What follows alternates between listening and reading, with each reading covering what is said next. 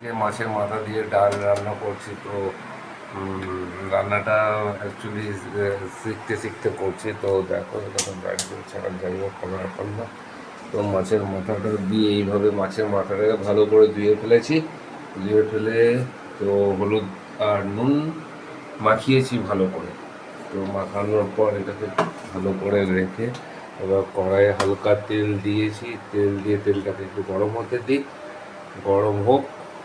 তারপরে বাকিটা মাছটাকে ভালো করে ফ্রাই করব। ফ্রাই করে তো একটু তেলটা গরম হোক, তেলটাকে রাখা হয়েছে। ওকে, তেলটা গরম করা হয়ে গেছে। এবার মাছের মাথাটা দিচ্ছি আস্তে করে।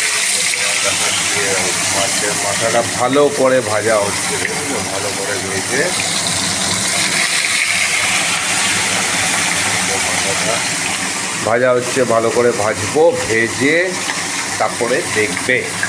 তো মাছ ভাজা প্রায় প্রায় প্রায় কমপ্লিট হয়ে এসছে। দুটো মাথা ভাজা হয়ে গেছে অলরেডি। তো এই যে দুটো অলরেডি হয়ে গেছে, আর দুটো ভাজা হচ্ছে। হয়ে গেলেই এরপর আলু ফালু দিয়ে ডাল দিয়ে খুব সুন্দর করে রান্না করবো। তো তোমাদের দেখাবো কত সুন্দর করে আমি রান্না করতে পারি।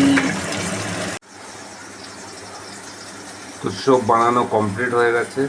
তাহলে বানাবো ভেবেছিলাম মাছের মাথার ডাল, আর হয়ে গেছে আলু দিয়ে মাছের মাথার তরকারি। তো যাই হোক, খেতে তো হবেই।